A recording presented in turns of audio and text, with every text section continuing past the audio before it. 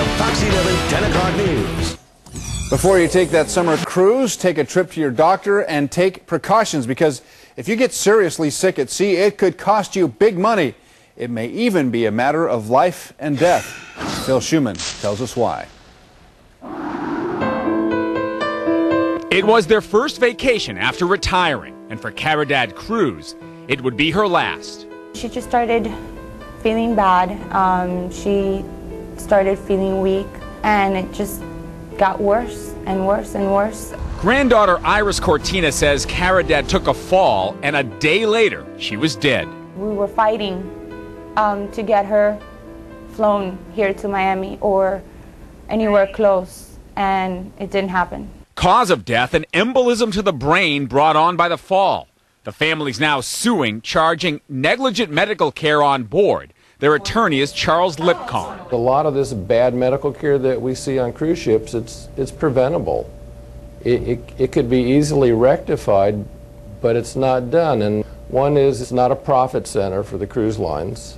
And number two is the laws are very lenient to the cruise lines. A spokesman for the industry says, quote, "Cruise ships have medical facilities and professional staffs that meet or exceed established guidelines, but suggest passengers consult with their own doctors before traveling."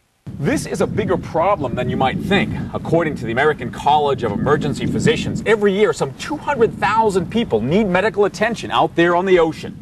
Granted, some of the problems might be minor, a sprained ankle, but others are life-threatening. Sandra Heitman's a good example of that. They didn't know what I had. I had multiple organ failure. She never took my temperature, my blood pressure. She says a ship nurse misdiagnosed her. By the time we actually saw the doctor and he realized there was something seriously wrong with me, we were out in the middle of the ocean. If they continue with these policies, they will kill somebody. Cruise ships aren't really floating hospitals, they're floating resorts. UCLA's Dr. Rome Judaba says cruise ship medical centers are set up more like first aid stations, not emergency rooms.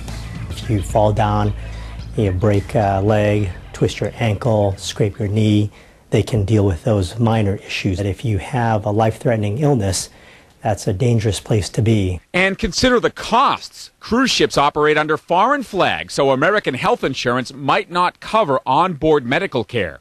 We obtained these receipts from a passenger who went into a coma on a cruise. She says they treated her for a heart attack she didn't have. The bill, about $27,000. Attorney Lipcon, who spent 30 years in maritime law, says there are ways you can protect yourself. His new book, Unsafe on the High Seas, offers these tips. Get shots for contagious diseases. Always watch your step on board. Check insurance coverage and consider buying a supplemental policy. Notify the cruise line of any pre-existing conditions and bring copies of your medical history. Also, check your cruise line. Lipcon thinks Princess and Holland America have better medical reputations. Iris Cortina says that by telling her grandmother's story, she's hoping to see big changes. You've got people that, are dying on these cruise ships and nothing's being done. I'm here to tell everyone what's happening, and I really don't want this to happen to anybody else. Recently, Bob Corrales, an LA Sheriff's deputy, became ill aboard a cruise ship. He and his wife had to pay more than $40,000 for treatment and had to be airlifted home. Corrales has been diagnosed with leukemia. The bottom line, experts say, think seriously about travel insurance. We have more information about protecting yourself at sea on our website, myfoxla.com.